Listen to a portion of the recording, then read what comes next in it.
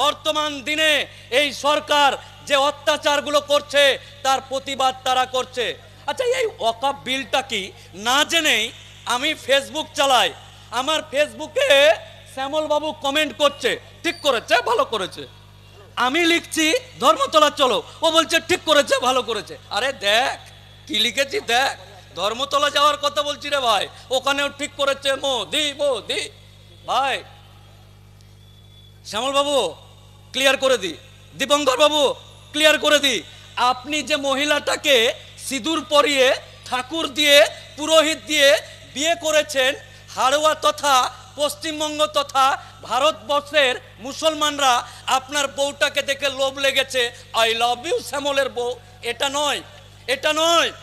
আমি আমি আমি আমি মোফাক্কেরুল ইসলাম, আমার ভাই আজিজ, আমার হুজুর, আমার যত ভাই এখানে বসে আছে, যারা মোহর দিয়ে খরচ খরচা করে যাকে বিয়ে করে এনেছি, আমার বউ যাকে আমি মোহর দিয়ে এনেছি, শ্যামল বাবু please, Shyamal Babu, Dipankar Babu clearly একটা কথা শুনে নেন, ভুল বুঝছেন, আপনি যেটা ভাবছেন সেটা নয়। আমরা মুসলমানরা আপনার বউকে কেড়ে নিয়েছি, কাটতে দিবে না মোদি জিন্দাবাদ, না। মুসলমানরা যে মহিলাটাকে বিয়ে করে এনেছে ওই বউটাকে দেখে কেন্দ্রীয় সরকারের লোভ হচ্ছে, আই লাভ ইউ উকিল সাহেবের বউ। আর আমি বেঁচে আছি, আমি বেঁচে আছি, আমার মোহর দেওয়া বউকে সরকারের পছন্দ হয়েছে, আর বলবো নিয়ে নে আইন পাস করে, তা হয়? হবে না। শ্যামলবাবু ক্লিয়ার হলো কি, দীপঙ্কর বাবু ক্লিয়ার হলো কি, যে আপনার বউকে নিয়ে টানাটানি নয়, আমার বউকে সরকার টানাটানি করছে, সেই বিলটার আমরা প্রতিবাদ করছি। আমার বাপ, আমার বাপ, আমার দাদু এই এলাকাতে মাথার ঘাম পায়ে ফেলে যে অর্থ উপার্জন করেছে, মালকড়ি উপার্জন করেছে, আল্লাহ যে সম্মান দিয়েছে, যে টাকা দিয়েছে, অর্থ দিয়েছে, সেই অর্থ দিয়ে একটা জমি কিনে নিয়েছি, জমিটাকে কিনে নিয়ে আল্লাহর ওয়াস্তে দান করেছি, এবং তার পর্চাতে খতিয়ানে দলিলে লেখা আছে মুসলিম সমাজের ব্যবহারের কার্যে, এবং আল্লাহর ওয়াস্তে দান করে দিলাম। তোর বাপের জমি নিলাম, আমার বাপের জমি, মাথার ঘাম পায়ে ফেলে যে জমিটা কিনেছে ওইটা জমি রে বাবা। আমার এলাকার বাপ চাচারা বাড়ি বাড়ি গিয়ে ধান ভিক্ষা করে, ধান চাঁদা করে, টাকা চাঁদা করে, বিভিন্ন রকম চাঁদা উঠিয়ে আল্লাহর ঘরটাকে সুন্দর করে তৈরি করেছে, জিভ দিয়ে চাটা যাবে এত পরিষ্কার আছে। আর ওইটাকে সরকার এসে যদি বলে ইয়ে মসজিদ हमको चाहिए কালিয়া, বাপ রে বাপ রে বাপ, কালিয়া কো মসজিদ দিয়ে দেগা, এত বড় পাগল হয়ে গেছি আমরা নাকি? না না, আমরা পাগল। কালিয়া মসজিদ নিবে, কালিয়াকে মসজিদ দিয়ে দেবো, কালিয়া কবরস্থান নিবে, দিয়ে দেবো। এই এলাকা দিয়ে আল্লাহর কসম, আল্লাহি আল্লাহর কসম, এই এলাকা দিয়ে যখন গাড়িটা নিয়ে যায়, গাড়িটা যখন নিয়ে যায়, চার চাকাটা দিয়ে যায়, আর ব্রিজটা পার করে ডান দিকে যখন সেই সুন্দর মিনার গম্বুজ দেখতে পায়, কসম আল্লাহর, আল্লাহকে সাক্ষী রেখে বলছি, এই গাড়িতে এসি থাকলেও তার থেকে বেশি দিলটা ঠান্ডা হয় এই মসজিদ, মাজার, দরগা, খনকা দেখে। আর এই মসজিদ, মাজার, খানকা, দরগা, ঈদগাহ সব নিয়ে নিব। হ্যাঁ, তোর বাপের জিনিস নিয়ে নিবি, আয় দেখা যাবে খেলা। আচ্ছা, এটা গেল, বোঝা গেল। আর দুটো কথা বলে হুজুরেরা এখানে বসে আছে, এই আইনটাতে কি চেঞ্জ করলো, আমরা কেন এগুলো করছি? এই এলাকাতে 10,000 মুসলমান বাস করে। কয় হাজার? 10,000। ভালো করে জিনিসটা বুঝুন, 10,000 মুসলমান বাস করে।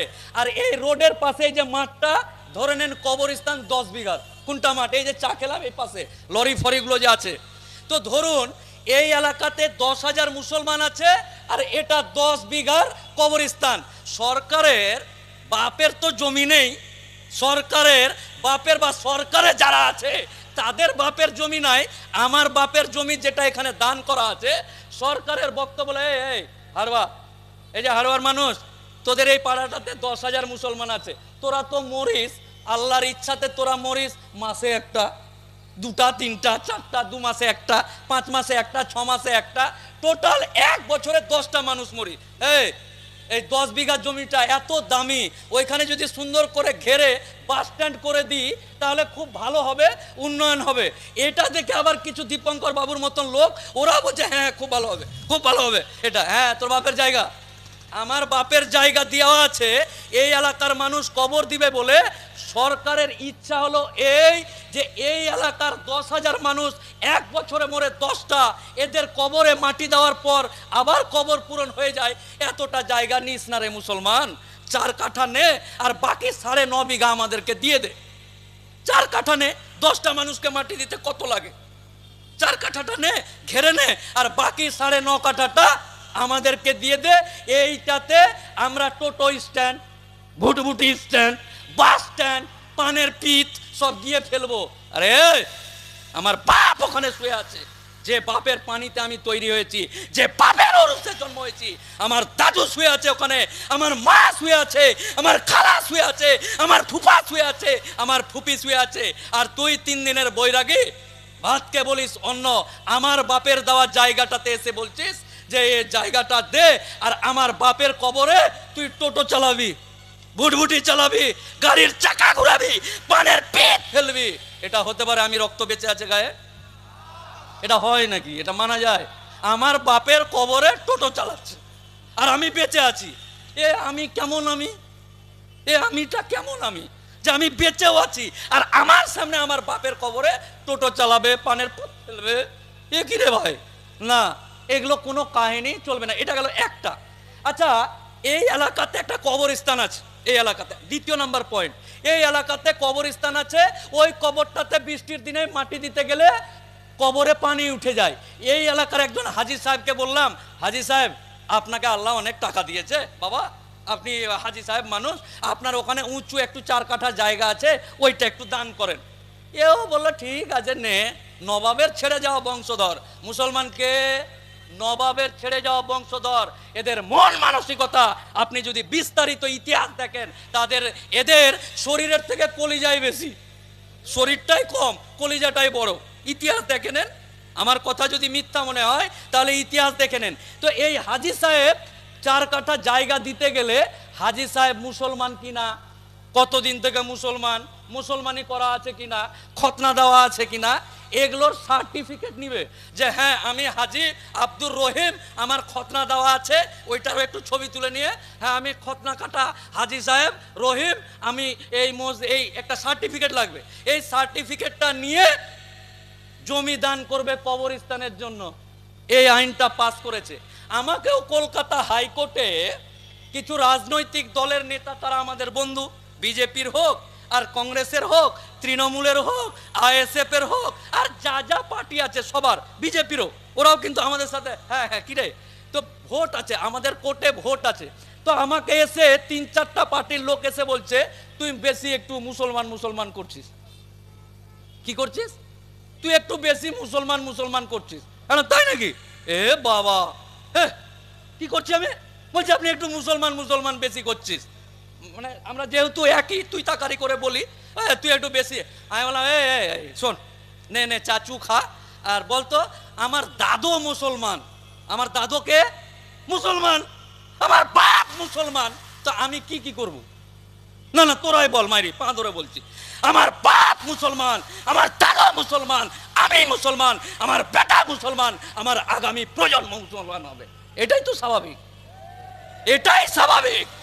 তোর মতন একটা 3 দিনের বৈরাগী 4 দিনে সরকার গঠন করে 700 বছরের ইতিহাস মুসলমানরা শাসন করেছে। 3 দিন চান্স পেয়েছিস আমাদের দুর্বলতার কারণে, আমরা এক থেকে ভিন্ন হয়ে গেছি তার কারণে। আর তুই এসে বলবি তোর খতনা হয়েছে কিনা সার্টিফিকেট দিয়ে, তোকে দেখাবো যে আমি মুসলমান কিনা। মরার পরে কবরে আসবে, জিজ্ঞাসা করবে তোমার মালিককে, ওলামা একরাম আছে তারা বলবে তুই কে? Who are you man? কবরে ঢোকার পরে মাইয়াতকে রেখে চলে গেল, ফেরেশতারা এসে বলবে তোর রবকে, বা আরো যে প্রসেড আপনারা জালসা জুলুসে শুনেছেন। আচ্ছা কে রে ভাই? বলছে যে তুই মুসলমান কিনা, জমি দিতে পারবি কিনা, তুই কে? হু আর ইউ ম্যান? মুসলমানরা যদি একবার জেগে যায়, ভাই যারা বলছে হিন্দু মুসলমান করছে তাদেরকে বলে ডাক্তার নিয়ে আয় ডাক্তার, কাট কলিজা, চিরে দে বুক, কলিজাটা বার করে দেখ।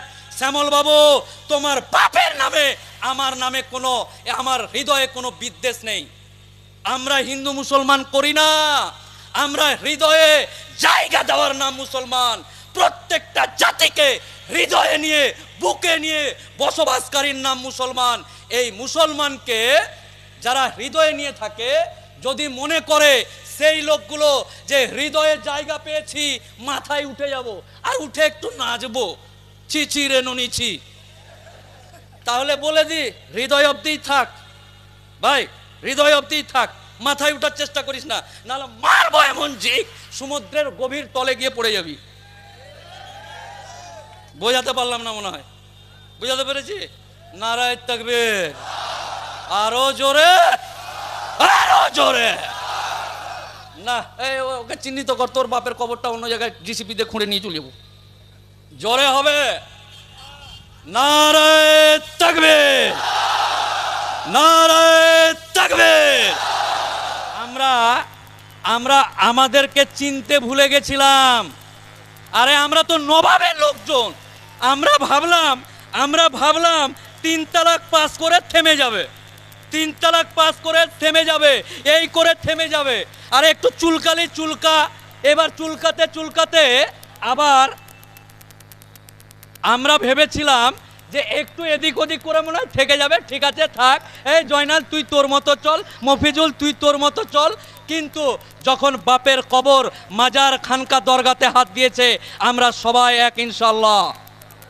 আগামী দিন আজকের পর থেকে কসম খেতে হবে, ওয়াকফ বোর্ড নিয়ে যেখানে মিটিং হোক, ব্রিগেডে হবে, সেখানে তো যাবেন। মেয়ে ছেলে, বেটা বউ, বেটি জামাই, ফুপা ফুপি, কালা কালি যা আছে সবাইকে নিয়ে অনুষ্ঠানে হাজির হয়ে, সমাবেশে, বিক্ষোভে হাজির হতে হবে। মানে টোটোতে যখন যাবে, টোটোতে, বাসে, ভ্যানে, রিক্সাতে, তখন না, সমস্ত জায়গাতে আগামী দিন আন্দোলনগুলোতে আমরা শুধু নয়, অনেকে বলছে মহিলা, আরে আমরা এসছি, এটা তো আগে লোড নে, আমার মা বোনেরা তো এখনো বাড়িতেই আছে কি। হ্যাঁ, যাই হোক, আপনারা ভালো থাকুন। আগামী দিন এটা নিয়ে যেখানেই প্রোগ্রাম হবে, আপনাদের সবাইকে জোরহাট করে বলছি, আমি আপনার জাতের, আপনার কওমের, আমার মায়ের পেটের ভাইয়ের মতো ভাই যারা আছে, তাদের সবাইকে বলছি, ভাই কাজ বাদ দিয়ে, দোকানদারি বাদ দিয়ে, আরে কবরটাই দিতে পাবি না তো যা দোকানদারি করে করবি কিরে ভাই? হ্যাঁ, আজব কথা। আচ্ছা, যদি বলে যে না আমি জয়নাল, আমি দোকানদারি করব আর আমার বাপকেই গঙ্গাতে ভাসিয়ে দেবো, এই যে নদীতে, হ্যাঁ, তোকে তোর বাপের নিজের কেনা কবরস্থানে কবর দিতে দিবে না, আর ওর মা গঙ্গাতে তোকে ফেলতে দিবে? কি বোঝে না ব্যাপারটা। তাই কোনো চান্স নেই, সুযোগও নেই, একটাই সুযোগ। এই চান্সে মোদি বা অন্যান্য যারা আছে, মুসলমানদের ইঞ্জিনের হর্স পাওয়ারটা একটু কম, উঠে বসে যায়। কিন্তু আল্লাহর কসম, এইবারই শেষ খেলা, এইবারই কি হবে, এইবারই শেষ। করেঙ্গে ইয়া মরেঙ্গে, করেঙ্গে ইয়া, আরে জোরে বল না রে, যা হবে এইবারই হবে। এতেই ইনশাল্লাহ আগামী দিন আজিজ ভাইয়ের অত্যন্ত রিকোয়েস্টে কিন্তু আজকে এসছি 4টা মিটিং, এটা হচ্ছে 4 নাম্বার। ক নাম্বার?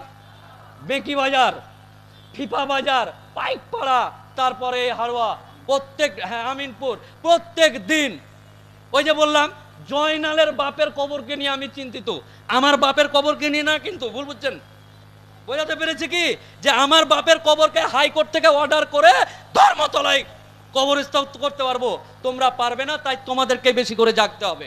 তাই আগামী দিন একত্রার আহ্বান জানিয়ে যেখানে যেখানে মিটিং হবে, চল মিটিং, চালাও খেলা চলবে। বাড়ি বাড়ি, গ্রাম গ্রাম, পাড়া পাড়া একটা পতাকা নিয়ে, একটা ফ্লেক্স ছাপিয়ে 3 জন মিলে হলেও ওইটাকে ছবি তুলে সোশ্যাল মিডিয়াকে, ফেসবুক, টুইটার, হোয়াটসঅ্যাপ যা আছে সব দখল করে নেব। ওরা যদি ওয়াকফ বোর্ডের সম্পত্তি দখল করতে পারে, আমরা মুসলিম সম্প্রদায়ের পক্ষ থেকে ঘোষণা করছি, ফেসবুকে টুনটুনির মা, ননিরে ননি কিছুই চলবে না, শুধু ওয়াকফ। ফেসবুক দখল করে নেব, ফেসবুক ইনশাআল্লাহ। আপনারা ভালো থাকুন। আমার ইয়াং এবং প্রাণপ্রিয় ভাই যারা আছে, আমি সহ আমরা এই বিলের বিরোধিতায় রক্ত দিতে রাজি আছি। আর একবার, এই ওর রক্ত চলবে না, বয়স হয়ে গেছে, টাটকাগুলো দেখা, চালাও। ইনশাআল্লাহ আমরা সবাই মিলে এক হয়ে ভালো থাকি। আগামী দিন হাড়োয়ার মানুষের সাথে কিন্তু আমার একদম অন্তরের সম্পর্ক, আই লাভ ইউ আর আই লাভ ইউ টু এর সম্পর্ক। কোনো কাহিনী এখানে চলবে না, ডাইরেক্ট একদম। তাই যখন যেখানে যেভাবে পারি না কেন আপনাদের পাশে থাকবো অঙ্গীকারবদ্ধ হয়ে। আমি আমার বক্তব্য শেষ করছি। আসসালামু আলাইকুম ওয়া রাহমাতুল্লাহি ওয়া বারাকাতুহু।